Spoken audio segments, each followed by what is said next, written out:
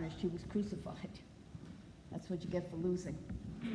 All right, now we get a Book of Hours. The Book of Hours was a bestseller in the Middle Ages. And books of hours were commissioned by secular people. This is from 1475.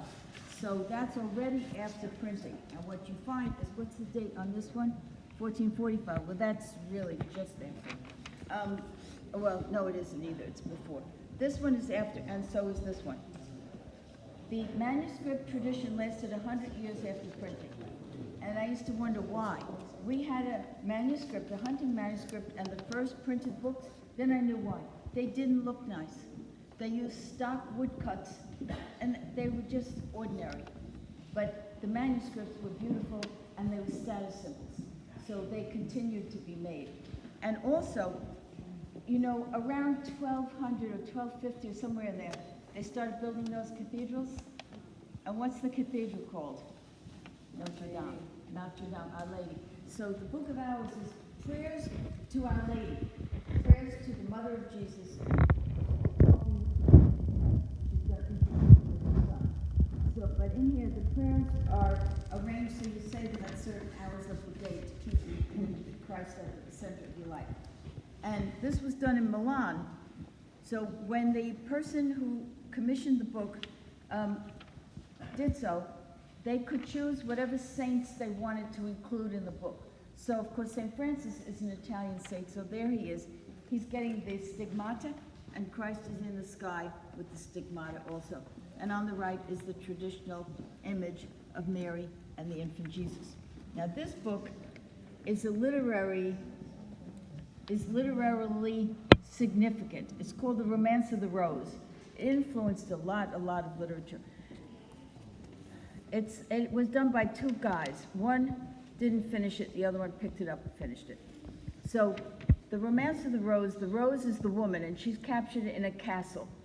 And the lover has to overcome all kinds of obstacles to get to the rose.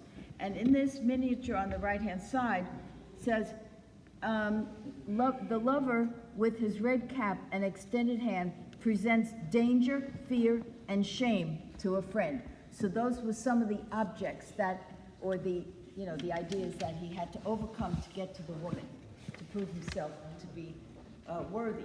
But on the left-hand page, I still don't know why this is included, but this is a picture of Lucretia.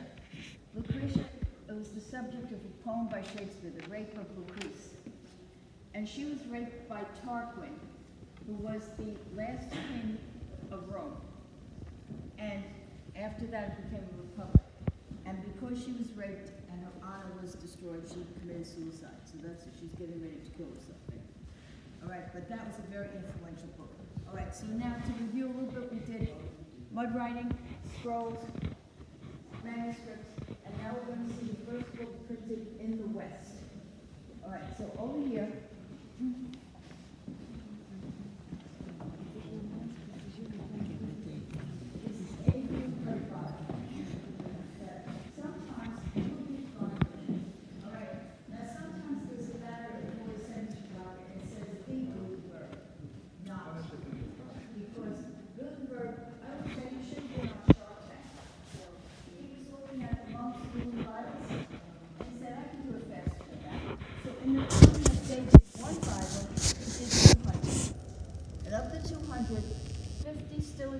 in the whole world. 13 are in the United States and 3 are here. More in one place here than anywhere else. So now, if we look at this, first off, he had to invent movable metal type. They were printing with metal type in China and in Korea. And the knowledge of that came along the Silk Road. And that's how Gutenberg learned about it. He didn't have any money. And he burned his furniture to keep warm. So he had to borrow money from this guy named Fust. And once he got the workshop going, Fust said, I want my money back. And so Gutenberg was ousted. But he had his own little printing press, and a nobleman gave him a pension. But let's just look at this as an object. First off, you see it has wide margins. First he had the movable metal type, then he had to have paper. So who invented paper? Chinese. I always tell little kids, anybody asks you that question, who invented? Just say Chinese. You're right most of the time. And so we had to have paper and then a new kind of ink. Because if you used oil on animal skin, it would smear. He had to invent an ink that would stick to the metal and still go onto the paper. So we now know, he kept it a secret like the Coca-Cola formula, but we know now what it was. Linseed oil, copper, lead, and shellac.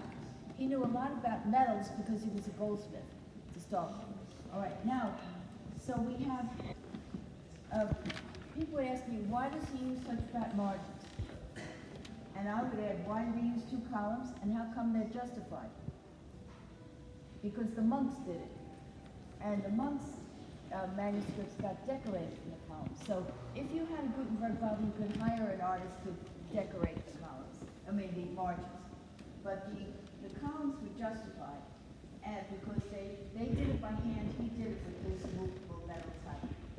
And the 2 columns, because it's easier to read, just like we have columns in the newspapers, make it easy to read. This is the book of Judges from the Old Testament. And I looked it up. It's the story of Israel before they had kings, and they were fighting in a place called Benjamin. So if you go to the first column and start from the bottom, go up to the 3rd line from the bottom, you're going to see Benjamin written there. And in the United States, we all have to take SAT exams, and you know how much Latin has come into our language, because all those words are Latinate. Usually I look for some words that you could recognize, like explicit or incipit. Explicit means it's explaining what went before. So we have explicit or explication, and incipit we have incipient, the beginnings of something. So it explains the past, and now something new is happening. Now take a look at any sentence and see what you see in the first letter. Any sentence at all. See a little bit of red? Yep. All right, so I asked the curator, when I was reading, he used a 1-step process. He said, how could he do that and get the red in there? He didn't. He only did the black stuff. He only did the black type because he couldn't manage it economically. It wasn't feasible. So he hired a rubricator. Rubric meant red in Latin. The rubricator came in and did all the red stuff. By hand. And this is 1455. All right, and so now, what else can I say? The poor guy fell in love. The girl's family didn't let him marry him because he didn't have enough money. And they didn't know he was going to be the #1 man of the millennium. But there you go. And he never married. And I think I mentioned that he had his own shop, and a nobleman gave him a pension, so he was okay. And if you want to see what he looked like, there's a life. Somebody made a picture of him contemporaneously, and they used that to make a picture for the 2nd Street Library. They have a picture of him with a printing press. And he used old technology. He used the technology of the wine press, just pressing down on it. And so, the watermark in the paper is a bunch of grapes. Right? So, I'm so happy it's here. But we have 3. So this is on paper. We have one on vellum. Vellum comes from the word for veal. And so it's a subset of parchment. Oh, I didn't mention that too.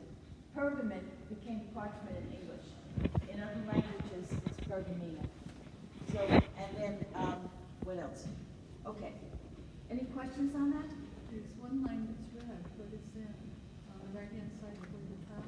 Yeah, that's the rubricator came in. And because he wanted to make it look like the manuscript. Oh, is that a picture as opposed to writing then? I can't really see. It's not a picture. It's just a little booga.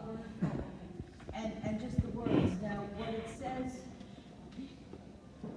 I can't really read it, but anyway, 2 words. Okay, And a little decoration. so they did a paragraph. Sometimes 2 lines. And in fact, when you see the 2 lines, one is saying this explanation goes before, and now